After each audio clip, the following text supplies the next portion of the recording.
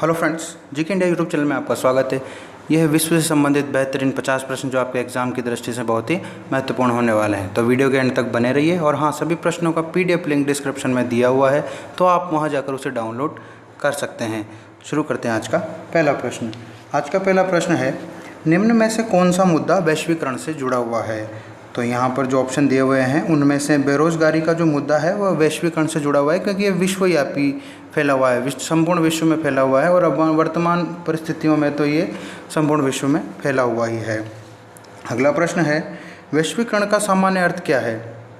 तो वैश्वीकरण का सामान्य अर्थ है संपूर्ण विश्व में व्याप्त, यानी कि ऐसी चीज़ जो संपूर्ण विश्व में फैली हुई है वो क्या होता है, वह वैश्वीकरण में आता है। अगला प्रश्न है, अर्थव्यवस्था में वैश्वीकरण में मदद करने वाली संस्थाएं हैं। तो यहाँ पर G20, G8 और आसियान सभी अर्थव्यवस्था में मदद करने वाली, वैश्वीकरण में मदद करने वाली ये संस्थाएं हैं। अगला प्रश्न है, वैश्वीकरण का सर्वाधिक प्रभाव किस क्षेत्र पर पड़ा है? तो वैश्वीकरण का सर्वाधिक प्रभाव आर्थिक क्षेत्र पर सर्वाधिक पड़ा है। अगला प्रश्न है, वैश्वीकरण को नई दिशा प्रदान करने में निम्नलिखित में से कौन सी ऐतिहासिक घटना का बड़ा सहयोग रहा है? तो उपरोक्त सभी इसका आंसर हो जाएगा, यानी कि शीत युद्ध का अंत होना, सोवियत संघ का विघटन, जर्मनी का एकीकरण आदि सभी कारणों से हम कह सकते हैं कि वैश्वीकरण का नई दिशा देने में विस्तार हुआ है, या फिर उसे इन घटनाओं का बड़ा सहयोग रहा है। अगला प्रश्न है, वैश्वीकरण के विकास में सबसे बड़ा बाधक तत्व है? तो अंतर्राष्ट्रीय आतंकवाद, इंटरनेशनल टेररिज्म, यह सबसे बड़ा बाधक तत्व रहा है। अगला प्रश्न है, समस्त राष्ट्रों के व्यापार, आर्थिक क्रियाओं, विदेशी निवेश, तकनीकी क्षेत्र आदि में सामंजस्य कर एक नई दिशा देना कहलाता है। तो ये जो राष्ट्रों में सहयोग, व्यापार, आर्थिक क्रिया, विदेशी निवेश और टेक्निकल क्षेत्रों में एक दूसरे की हेल्प करना राष्ट्रों में, ये कहलाता है, वैश्वीकरण के अंतर्गत आता है ये। अगला प्रश्न है, भारत में उदारीकरण का जन्मदाता किसे माना जाता है? तो पूर्व प्रधानमंत्री डॉक्टर मनमोहन सिंह जो हैं वो भारत में उदारीकरण के जन्मदाता माने जाते हैं। अगला प्रश्न है, वैश्वीकरण की सफलता का मुख्य आधार क्या है? तो वैश्वीकरण की सफलता का मुख्य आधार उपरोक्त सभी हो जाएगा, यानी कि उदारीकरण, तकनीकीकरण, निजीकरण सभी वैश्वीकरण की सफलता का मुख्य आधार है। वैश्वीकरण यानी कि ग्लोबलाइजेशन। अगला प्रश्न है, वैश्वीकरण की अर्थव्यवस्था हो जाती है, यानी वैश्वीकरण में अर्थव्यवस्था कैसी हो जाती है? तो वैश्वीकरण में अर्थव्यवस्था केंद्रीकृत हो जाती है। अगला प्रश्न है, वैश्वीकरण के फलस्वरूप नष्ट हो रहे हैं। तो वैश्वीकरण के फलस्वरूप जो लघु और घरेलू उद्योग है वो नष्ट हो रहे हैं, क्योंकि इसमें बड़े और व्यापक स्तर पर फैले हुए उद्योगों को सर्वाधिक महत्व दिया जाता है और उनका ही विस्तार होता रहता है। अगला प्रश्न है, वैश्वीकरण के से क्या लाभ है? वैश्वीकरण से क्या लाभ है? तो इसका जवाब हो जाएगा उपरोक्त सभी, यानी कि प्रत्यक्ष विदेशी निवेश होता है, रोजगार के संसाधनों में वृद्धि होती है और उत्पादन में भी वृद्धि होती है। अगला प्रश्न है, भारत ने चंद्रयान प्रथम की सफलता के साथ साथ चंद्रयान 2 की ओर भी कदम बढ़ाया है। तो इस प्रकार का प्रभाव क्या कहलाता है? तो ये वैश्वीकरण कहलाता है, यानी कि एक खुद की क्षमताओं और सामाजिक क्षमताओं का प्रसार करना, ये सब वैश्वीकरण में आता है। अगला प्रश्न है, वैश्वीकरण प्रक्रिया का वास्तविक लाभ किन राष्ट्रों से हो रहा है? तो ये हो रहा है विकसित राष्ट्रों में हो रहा है सर्वाधिक, यानी कि वास्तविक लाभ, ओरिजिनल प्रॉफिट वैश्वीकरण का विकसित राष्ट्रों में हो रहा है। अगला प्रश्न है, वैश्वीकरण को आगे बढ़ाने का महत्वपूर्ण सोपान बना है, यानी कि सीढ़ी कौन सी बनी है? तो ये बना है विश्व व्यापार संगठन की स्थापना। इसकी स्थापना होने से वैश्वीकरण को एक नई दिशा मिली है और इसे हम उसे उसकी सफलता की सीढ़ी भी कह सकते हैं।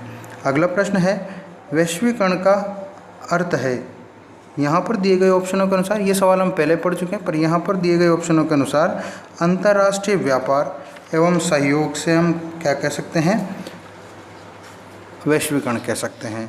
संपूर्ण विश्व नहीं होगा इसका आंसर, क्योंकि संपूर्ण विश्व अलग शब्द है और संपूर्ण विश्व में व्याप्त यानी कि फैला हुआ अलग शब्द है। तो वहाँ पर जो आंसर था वो संपूर्ण विश्व में व्याप्त यानी संपूर्ण विश्व में फैला हुआ है, और यहाँ पर अंतर्राष्ट्रीय व्यापार और सहयोग है जो इसका परफेक्ट आंसर होता है।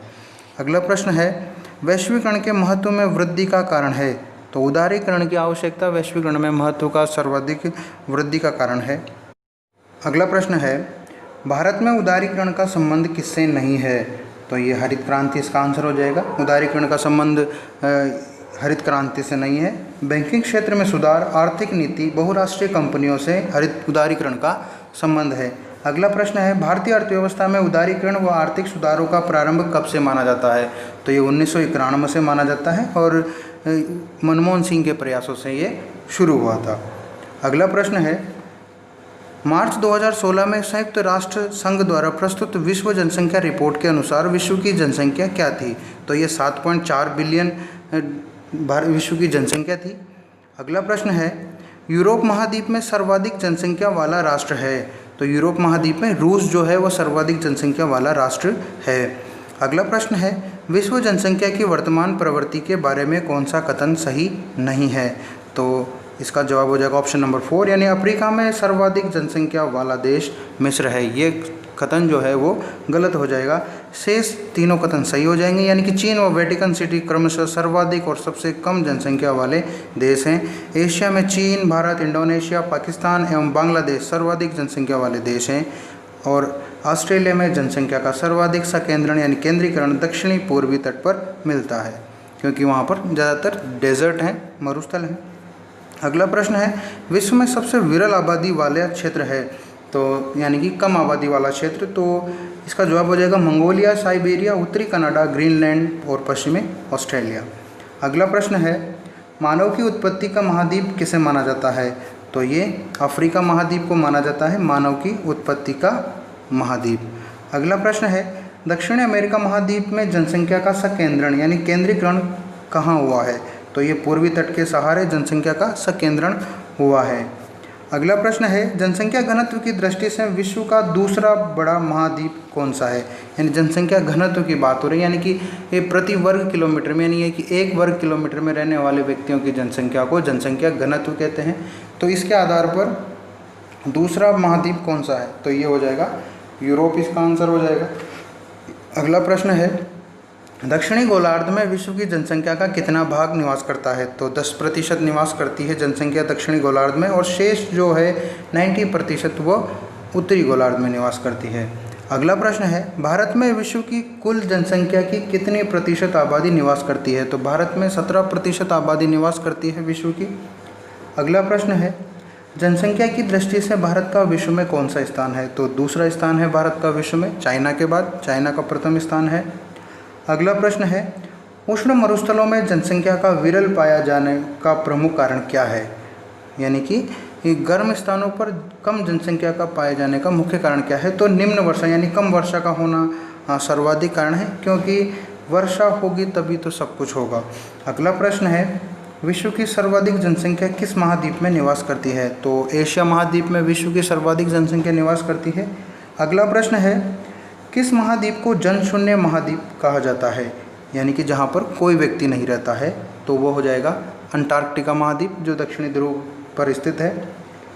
अगला प्रश्न है, किस देश का जनघनत्व एक व्यक्ति प्रति 50 वर्ग किलोमीटर है? यानी कि ऐसा कौन सा देश है जहाँ 50 वर्ग किलोमीटर के दायरे में एक व्यक्ति रहता है? यानी ये औसतन है, ऐसे तो एक ही जगह रहते होंगे, पर पूरे क्षेत्र की बात करें और उसका औसतन निकाला जाए यानी कि जनघनत्व निकाला जाए तो एक व्यक्ति प्रति 50 वर्ग किलोमीटर रहता है, तो वो देश हो जाएगा ग्रीनलैंड।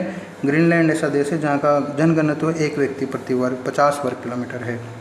अगला प्रश्न है, विश्व जनसंख्या दिवस कब मनाया जाता है? तो ये मनाया जाता है 11 जुलाई को विश्व जनसंख्या दिवस मनाया जाता है। अगला प्रश्न है, संयुक्त राष्ट्र में भारत यानी कि संयुक्त राष्ट्र परिषद में भारत यानी यूनाइटेड नेशन सिक्योरिटी काउंसिल में भारत अब तक कितनी बार अस्थायी सदस्य रह चुका है? तो भारत 7 बार अस्थायी सदस्य रह चुका है। इस बार 2021 के लिए 2020-21 के लिए 8वीं बार उसे चुना गया है।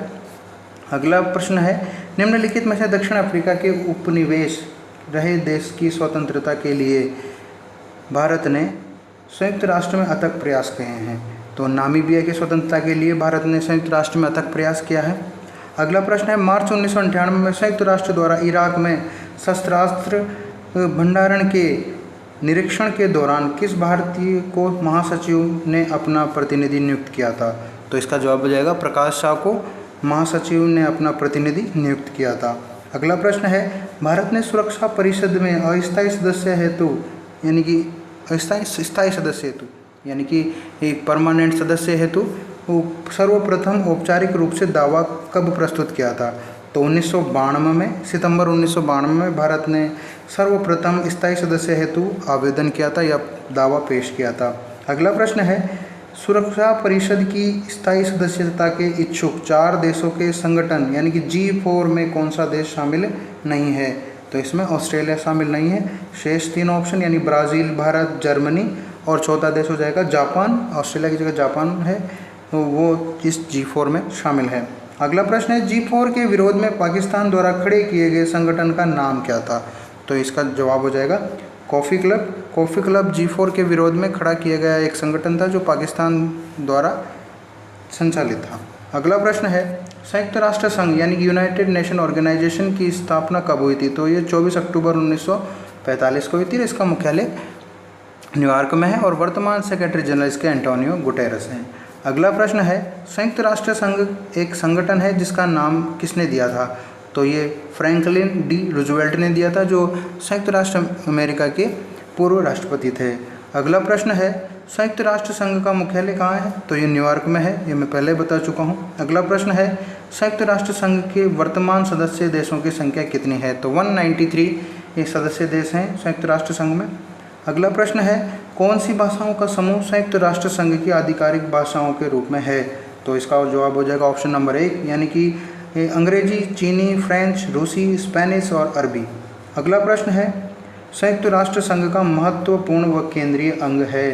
तो ये इसका जवाब हो जाएगा महासभा यानी कि संयुक्त राष्ट्र महासभा इसका महत्वपूर्ण व केंद्रीय अंग है। अगला प्रश्न है, भारत की प्रथम महिला जिसे महासभा के वार्षिक अधिवेशन में सभापति के रूप में चुना गया था? तो ये हो जाएगा विजयलक्ष्मी पंडित, इसे चुना गया था। अगला प्रश्न है, संयुक्त राष्ट्र परिषद के सदस्यों की संख्या होती है?